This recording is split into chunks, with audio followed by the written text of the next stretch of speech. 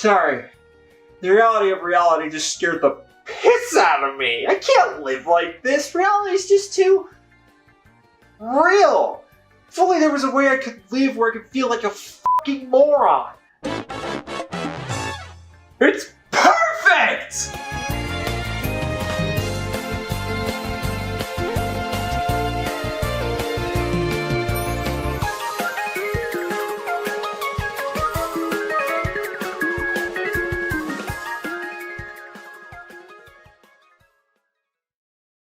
So playing video games is cool and all, but what if you could live video games? Oh, thank God.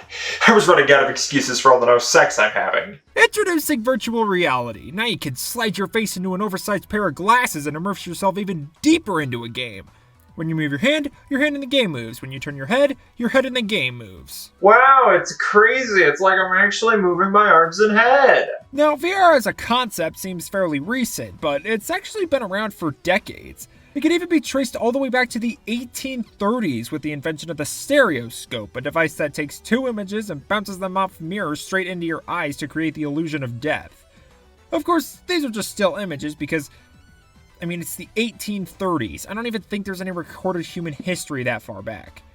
So to see a more modern take on VR, we have to jump all the way to the 1960s with an invention by Morton Heilig called a Sensorama.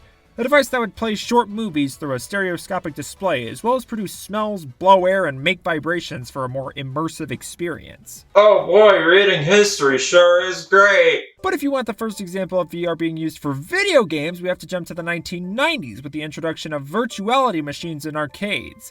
And then a couple years later, Sega, who was riding high on the success of their Genesis, announced an add-on for it called the Sega VR. It was cancelled. Shocker. Numerous development issues and cases of motion sickness and headaches during testing caused the project to be cancelled. However, Sega did seem fairly confident in this thing. They had already put multiple games in development for it and even planned to release it in 1994.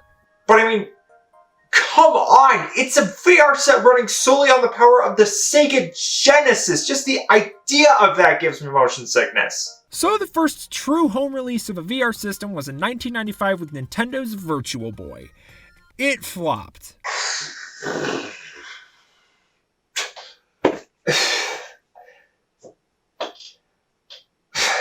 You gotta respect companies at least trying VR at this point in time, but it was just too early. You couldn't make a VR headset powerful enough to be competent, and so it would flop. But even if you did make a headset that, could actually display graphics, it would be outrageously expensive and would flop anyways. That's why we have to wait until the 2010s, and now, finally, we can live in video games and never turn back. At this point in time, I would say we have three major players in the VR headset market: Oculus, HTC, and PlayStation. Now, obviously, these aren't the only companies making VR headsets, but when you think VR, or even look up the top VR headsets, you are constantly going to see these three names. Now, most VR headsets hook up to a PC to run games. Some can use built-in graphics, but the resolution and frame rate can take a huge hit with those. Hooking a headset up to a PC allows the PC to run the games and display them on the headset so they look and run better. Now, I don't actually own a PC, nor do I have a headset that would hook up to one. What I do have is a PlayStation VR. At the 2014 Game Developers Conference, Sony announced Project Morpheus, a VR headset that would connect to and run games off the PlayStation 4, an interesting concept. But what's even more interesting is that no one copied them. I always found it odd that neither of Sony's competitors in the console market, more specifically Microsoft, ever made a VR headset to combat Sony's. VR is a rather pricey investment, but being able to play VR games off a dedicated video game console seems like an idea too lucrative for just Sony to try it. But whatever, 2015 and Sony officially reveals the name of Project Morpheus to be PlayStation VR. Wow, who could have seen that coming? And then release it on October 13th, 2016. Alright, let's do this. I got a life of virginity waiting behind these glasses, and the sooner I can get to it, the better. So when we open up our PlayStation VR, we're greeted to Jesus! Why are these here? Alright, so the PlayStation VR uses the PlayStation Move controllers for the PlayStation 3 as its main controllers. Now, any other VR controllers will look something like this, a grip for each hand that has its own control stick, buttons, and triggers. This allows you to move within the world of the game without having to walk around and run into all of the walls in your house. However, it also allows you to move your hands around freely to reach out and grab things, something you wouldn't be able to do with a standard game controller. Now, if you look at the PlayStation Move controllers, you might notice that one very minor insignificant thing is missing. There are no control sticks, which means you're either stuck in one place or you're forced to use a DualShock 4, which does give you control sticks, but now you can't move your hands around freely, which can really kill the immersion of some games. So right off the bat, we're dealing with an inferior VR experience that you would find with any other standalone VR headset. However, in the grand scheme of things, it works. It's a far cheaper and more accessible way to play VR. Then hey, Sony's working on a new version of the PlayStation VR for the PS5, and they plan to have actual VR controllers for it. But for now, we're stuck with this. As for the headset itself, it's actually really nice. I haven't worn a lot of VR headsets, so I don't have anything to compare this to, but still, it's comfortable, it's easily adjustable, and lightweight enough to not be a chore to hold on my head. Also, the design of this thing is fucking rad. The sleek blue lights around it that are actually used for head tracking by the PlayStation camera, so they're not just here to look pretty. I do find it interesting that they chose to make it mostly white though. Like, white is not a color I associate with the PlayStation 4. Oddly enough, the white with blue lights makes it way more fitting for the PlayStation 5. Whatever, I still really like it. Alright, enough stalling. Time to finally slide this thing over my face and play some games. Oh shit, yeah, I forgot I could do that. I've got a couple games here to take a look at. This one. So different editions of the PlayStation VR came with demo discs to give you a little taste of what VR can do and the different games you could buy for it. Mine happened to come with demo disc 3, but you can still download the other 2 discs for free off the PlayStation Store. And I mean, yeah, there sure is a collection of demos of PSVR games. It's a demo disc. What do you want me to say? Dude, is that fucking super hot? Yes, as a matter of fact, it is. Alright, so this is officially one of the coolest things I've ever done. Super Hot is a game where time only moves when you do, which means you could dodge enemy attacks, pull out your own gun, shoot that guy, grab his gun out of the air, shoot that guy, drop the gun, grab a hammer, and throw it at that guy. It's such a fluid experience and really tests you on if you're truly aware of your surroundings. And just pulling off that perfect string of dodges and counterattacks is just one of the coolest things ever. You feel like an absolute badass. God, I love this game. Alright, so Super Hot VR was a fantastic time, and I want more chances to shoot things, so what else we got? Well, here we have a game called Farpoint, a game in space, and right off the bat, holy shit. This is the most cinematic thing I've ever experienced in VR. So we crash land on a mysterious planet and are forced to use the DualShock 4. Great. Super Hot used the Move controllers, which worked extremely well. You didn't have to move around, but you did need to be able to move both hands. Farpoint, on the other hand, has you moving around and gives you only one two-handed gun, so I mean, this works, but when I say one thing and I'm holding a different thing, it just takes me out of the experience a little bit. Although apparently there's a gun peripheral for PSVR that makes this feel way more natural, and holy shit, that is a lot of money. Alright, so let's get into the actual game. Farpoint is a game where you roam a desolate planet and... Wait, did you see that? Farpoint is a game where you roam a desolate planet and... Is that what I think it is? Okay. Farpoint is a game where you roam a desolate planet and get attacked by giant spiders. No thanks! Alright, to brighten the mood, here we have Concrete Genie, a game I have not played a lot of, but it does have a very nice art style and a pretty unique concept. But here we have a little VR experience where we paint nature.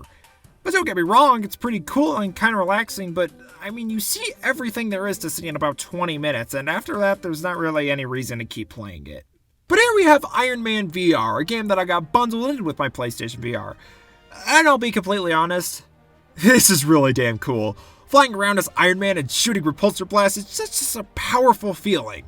And the best part is, it barely even makes me motion sick. There are a couple rather vomit-inducing motions, and I've noticed that it's usually just takeoff and landing that's the worst for me. Oh yeah, I forgot to mention VR can make people throw up. So one of the biggest complaints you'll hear about virtual reality is motion sickness. And it really just depends on the person. I've seen people that get really motion sick, and I've seen people that are completely unaffected. It really just varies from person to person, as well as game to game actually. Since different games ask for different amounts of movement, some specific games can cause you to feel more motion sick than others. In my experience, I've noticed that I don't really get motion sick in games where all the movement is actually physically done by me. So something like Super Hot I felt perfectly fine playing since I was actually moving around.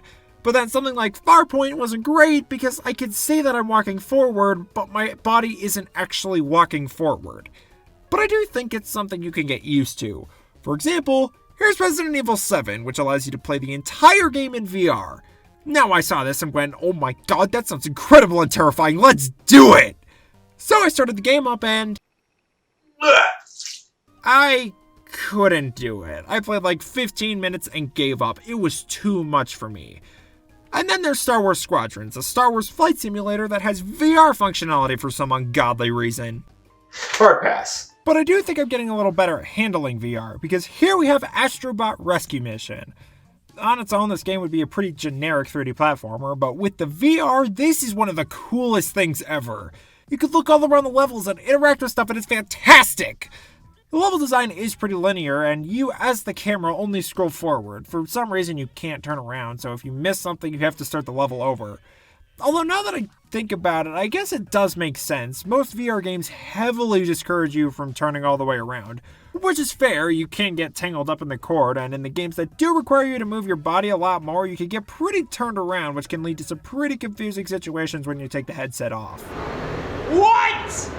But I didn't really get sick with Astrobot Rescue Mission. I think the main issue I had with it was the abrupt starting and stopping of the camera scroll, which kind of messed with me. But overall, this is a really cool game, and I must play if you have PlayStation VR. But I want something motion sickness free, something that I don't have to move all that much to, something relaxing that I can just zone out to and get completely immersed within the world of the game. Well, here we have a game called Thumper, a rhythm game where you play as a beetle guitar pick thing that flies down a super long road. So you would think that because the game positions you right behind this beetle thing, which is going a bajillion miles an hour, that I would lose my lunch, but don't worry, we're good, I checked. It's a pretty simple game where you just move the beetle in different ways to the beat, but it's pretty satisfying and you find yourself falling into the groove of the music pretty quickly, and then you just completely zone out and everything clicks into place. It's not incredibly challenging, but it is really satisfying and it's a lot of fun. Of course, no VR discussion would be complete without mentioning one specific game. A game I think everyone associates with VR, truly. If you own a VR headset but don't have this game, do you even really own a VR headset? It's the cream of the crop of all VR games, an experience like no other, a game where these become safety hazards. Beat Saber is one of the most popular VR games ever, and for good reason. It's such a simple concept, but ooh, it's so good. You got two sabers in your hands, and your goal is to slice these squares in the directions the arrows point to the beat. Sounds simple enough. This game is not easy! But it just feels so good to master. The adrenaline pumping soundtrack just really gets you going, and when you pull off a particularly tricky string of swings, there's just nothing that compares to it. This game is just so cool. It looks cool, it sounds cool, and it makes you feel cool. Beat Saber is practically required for any VR game collection. Virtual reality is awesome, and it's clear we're just scratching the surface with what we can do with it. So I'll definitely have to return to this topic someday and take a look at even more VR games, or maybe even a single VR game in particular. I'm just excited to see how this technology will progress and what we'll be able to do with it in the future. But for now, my eyes hurt and I have a headache, so I'll have to end my virtual reality lifestyle here. Somebody really should have told me the price for eternal virginity was damage to my physical health.